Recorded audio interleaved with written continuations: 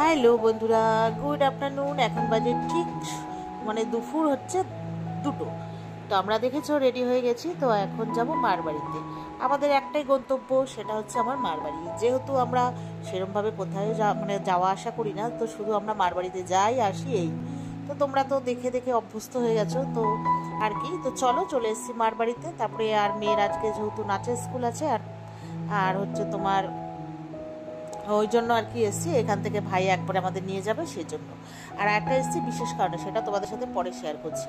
তো এসছি, এখন ওই এসে বসলাম। তারপরে এখন বাজে ওই 3টে 5। তো মা চা করে নিয়ে এসছে। আর আমরা তো জানোই যখন তখন একটু চা খেয়ে নিই। যেই দেখেছি বাড়ি ফাঁকা, ভাইরা কেউ এখনো আসেনি, টুক করে মাকে বললাম একটু চা করো। বাজে 3টে। তো মা আর কিছুতেই করবে না, আমি বললাম না না করো। তারপর যাই হোক করেছে। তো চাটা খেয়ে আর তোমাদের সাথে ভিডিওই করিনি। গল্প করতে করতে ভাইরা এসে খাওয়া দাওয়া করতে করতে ভুলেই গেছি।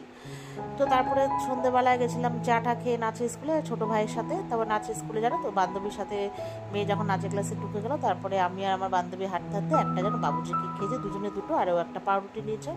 বললো খাওয়াবে, আমি বললাম চল। তো তারপরে নাচের স্কুল থেকে ছুটি হওয়ার পরে মেয়েকে ফুচকা খাওয়ালাম, তারপরে বাড়ি এসেছি।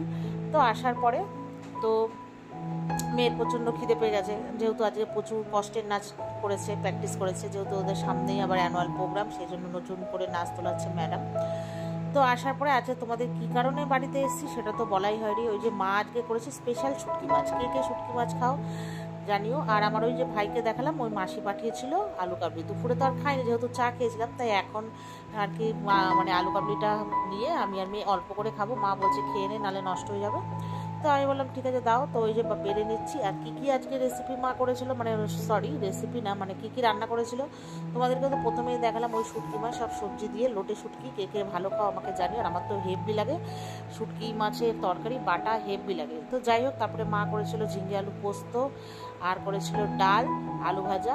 তো ঠিক আছে, দুপুরে আমি একদম গল্প করতে করতে খাওয়া হয়ে গেছে, বুঝতেই পারিনি, ভুলে গেছি। তো এই যে দেখো আলু কাবলিটা নিয়ে এবার এই যে মেয়ে ওখানে হচ্ছে, যেহেতু পরের দিন সকালে আবার পড়া আছে, তো স্যার পড়াতে আসবে, তো সেই জন্য মেয়ে পড়ছিল। নাচের স্কুল থেকে এসে পড়তে ইচ্ছে করছিল না, কষ্ট করে তাও আর কি পড়ছে, যেহেতু নাচটা আজকে ভীষণই চাপের হয়ে গেছিলো। তো যেহেতু নাচটা আজকে অনেকটা চাপেরই ছিল সেই জন্য।